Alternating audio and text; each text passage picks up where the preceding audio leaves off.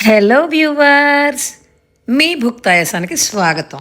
ఈరోజు నేను ఒక ఆరోగ్యమైన దోశ చూపించబోతున్నా. దానికి ముందుగా బియ్యం, పల్లీలు, పెసరపప్పు, మెంతులు బాగా కడుక్కుని అన్ని పప్పులు మునిగే వరకు నీళ్లు పోసుకుని ఒక రాత్రి పూర్తిగా నానబెట్టుకోవాలి.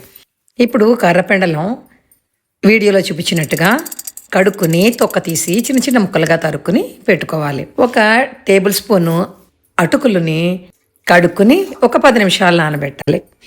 ఇప్పుడు తరుక్కున్న కర్రపెండలాన్ని, అలాగే నానబెట్టుకున్న పప్పుల్ని, కడుక్కున్న అటుకుల్ని అన్నీ కూడా ఒక మిక్సీ జార్లో వేసుకుని మెత్తని పిండిలా రుబ్బుకోవాలి.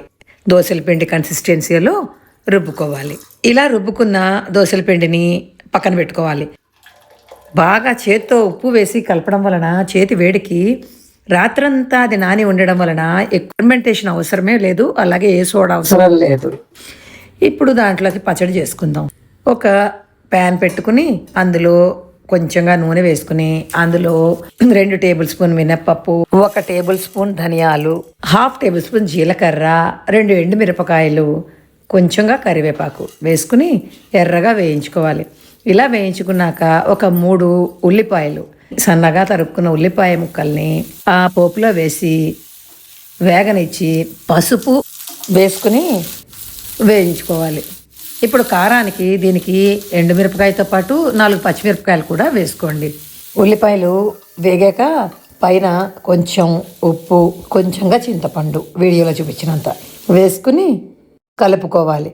ఇలా కలుపుకున్నాక ఉల్లిపాయలు రంగు మారి మెత్తబడి పచ్చడికి రెడీ అవుతాయి. ఉల్లిపాయలు చల్లారాక మిక్సీ జారులో వేసి కొంచెంగా నీళ్లు పోసుకుని పచ్చడికి కన్సిస్టెన్సీకి, దోశ ఇడ్లీలోకి కొంచెం పలచగానే ఉండాలి, మరీ గట్టిగా ఉండకూడదు. కొంచెం వాటర్ పోసుకుని నలిగాక ఒక బౌల్లోకి తీసుకుని ఆవాలు, జీలకర్ర, ఎండుమిరపకాయ ముక్క, కరివేపాకు పోపు వేసుకోవాలి. ఇప్పుడు పొయ్యి మీద పెనం పెట్టుకుని పెనం మీడియం ఫ్లేమ్లో పెట్టుకోండి. హీట్ ఎక్కాక నూనె వేసి కొంచెం వంకాయ ముచ్చికతో స్ప్రెడ్ అయ్యేటట్టుగా రాసుకుని దోశల పిండిని దాని మీద వేసి మీడియం ఫ్లేమ్లో ఉండగానే తిప్పండి, లేకపోతే దోశ చుట్టుకుపోయే అవకాశం ఉంది. ఇలా రౌండ్గా తిప్పితే దోశ చక్కగా స్ప్రెడ్ అయ్యి బాగా వస్తుంది. ఇప్పుడు ఇలా తిప్పుకున్న దానికి కొంచెంగా నూనె వేసి 2 వైపులా దోశని కాల్చుకోవాలి.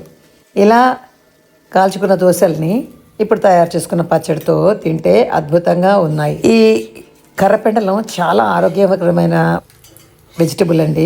ఈ విధంగా తిందామని ట్రై చేస్తాను, చాలా బాగున్నాయి. ఈ వీడియో మీకు నచ్చినట్లయితే నా ఛానల్ని సబ్స్క్రైబ్ చేసి, షేర్ చేసి, కామెంట్ చేసి, లైక్ చేసి నన్ను ఎంకరేజ్ చేయండి. Thank you.